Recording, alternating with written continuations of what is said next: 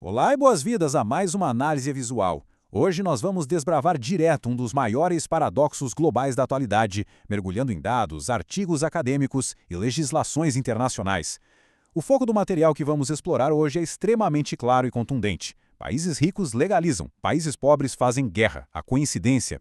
Ao longo dessa explicação, a gente vai entender exatamente como a geopolítica, a economia e a sociologia lidam com a questão das drogas de formas tão absurdamente contrastantes, dependendo apenas do hemisfério ou do grau de desenvolvimento da nação. Para começar, a gente precisa fazer uma pergunta que é fundamental. Por que uma única planta é tratada como uma valiosa commodity de saúde em certos países, gerando empregos e impostos, enquanto em outros é classificada literalmente como um alvo militar primário? Os documentos analisados revelam que essa disparidade não é um mero acidente histórico, mas sim um reflexo de políticas de Estado profundas e muito bem delineadas. Certo, vamos mergulhar fundo nisso. De um lado, as fontes mostram realidades como a do Canadá e da Alemanha, onde a política atual se baseia puramente na regulação. Nesses locais, o Estado garante o controle de qualidade, a rastreabilidade e, claro, a arrecadação de impostos. Do outro lado, num contraste brutal, nações em desenvolvimento, como o Brasil e as Filipinas, mantêm uma abordagem que gira em torno do policiamento fortemente armado, da criminalização e de uma violência em massa que atinge principalmente os mais vulneráveis. E o que é super interessante de notar é que quando a gente cruza essas políticas com o Índice de Desenvolvimento Humano, o IDH, um padrão impressionante emerge. Nações lá no topo da pirâmide global de prosperidade e segurança, como o Canadá ou a Alemanha, optaram pela legalização e pelo pragmatismo. Em contrapartida, as nações que insistem no modelo bélico e de criminalização tendem a figurar muito mais abaixo nesses índices sociais. Entrando agora na nossa primeira seção, modelos de regulação, a abordagem pragmática. Vamos examinar os resultados empíricos das nações de alta renda que abandonaram de vez o proibicionismo. Os estudos detalham um sucesso gigantesco dos modelos legais, como os do Canadá e do Uruguai. O primeiro grande efeito apontado nas fontes é o financeiro. Literalmente, bilhões de dólares foram retirados das mãos do crime organizado e transformados em receita fiscal limpa para o Estado. Além disso, as prateleiras legais oferecem produtos sem pesticidas perigosos. E contrariando aquele pânico moral, as métricas mostram que o uso regular entre adolescentes estabilizou ou até caiu. Isso acontece porque o mercado formal exige comprovação de idade rigorosa, criando uma barreira que o mercado negro jamais teve.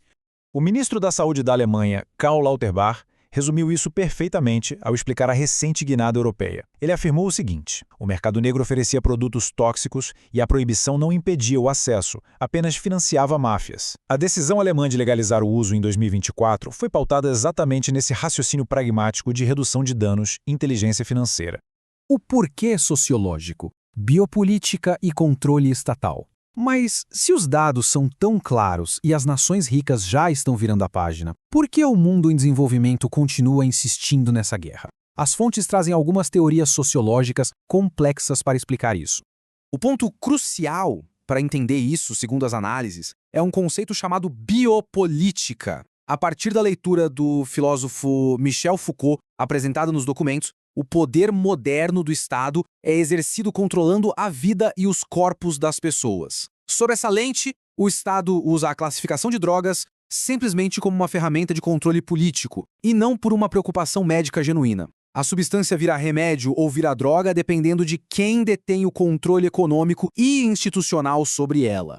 Para escancarar essa dinâmica, os textos expõem uma hipocrisia farmacológica muito profunda. Olha só, substâncias aprovadas pelo Estado, como o álcool, causam milhões de mortes documentadas por ano, mas circulam livremente gerando altos lucros em impostos. Por outro lado, a cannabis, que não tem um único registro de overdose letal na história médica, é combatida com helicópteros, tropas de choque e incursões armadas. Não tem absolutamente nenhuma lógica toxicológica nisso, a escolha é puramente política. E isso ilustra de forma brilhante o argumento das fontes de que a criminalização é uma escolha discriminatória desenhada para subjugar a liberdade. Apoiando-se na ética de Immanuel Kant, os documentos argumentam que o Estado toma para si a autonomia das decisões pessoais só para ditar o comportamento moral da sociedade, enquanto, de quebra, ainda lucra indiretamente com as consequências de todo esse controle penal. Passando agora para nossa próxima sessão. A máquina burocrática do proibicionismo. Além de toda a questão filosófica, existe uma engrenagem econômica gigante que incentiva a continuação dessa guerra. Para entender como essa máquina opera, os textos resgatam o conceito do estamento burocrático do sociólogo Raimundo Faoro. A tese é a seguinte: existe uma classe de elite administrativa que se apropria do Estado. Para manter privilégios, salários altíssimos e justificar a expansão de um gigantesco aparato de segurança, esse estamento precisa de um inimigo eterno. A guerra às drogas cumpre esse papel com perfeição.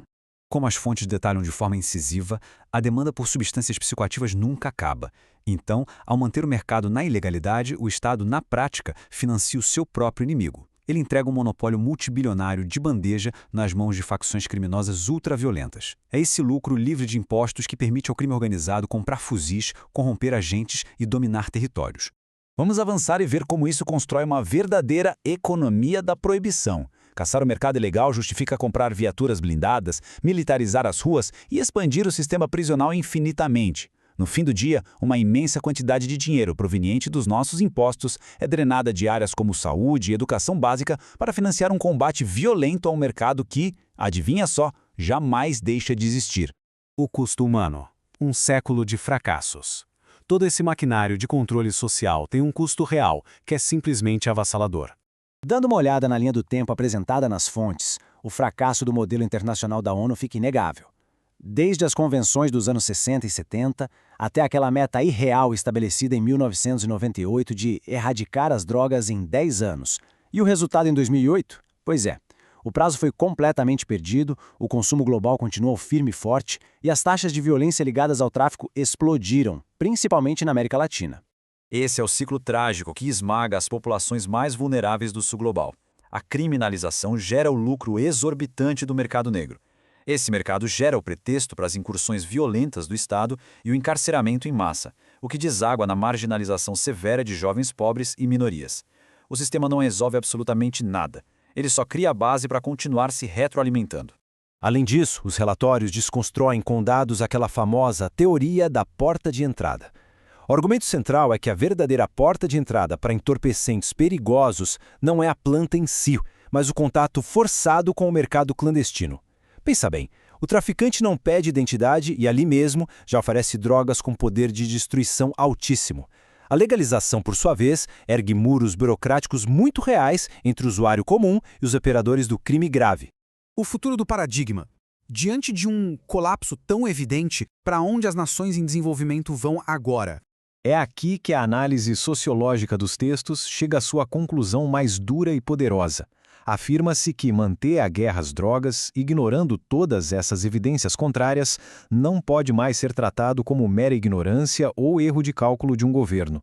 Na verdade, trata-se de um projeto de poder plenamente funcional. É algo desenhado para manter hierarquias, justificar violências institucionais e proteger monopólios. E esta é a reflexão com a qual a gente encerra a nossa explicação de hoje. Vendo o sucesso da regulação no norte global, em contraste com o derramamento de sangue e o desperdício de dinheiro no sul, fica a provocação documentada pelas fontes. A quem verdadeiramente a proibição tem servido até hoje? Quem lucra e quem sangra com a recusa da regulação? É uma questão difícil, mas que toda a sociedade civil precisará enfrentar. Muito obrigado por acompanhar mais esta análise e até a próxima!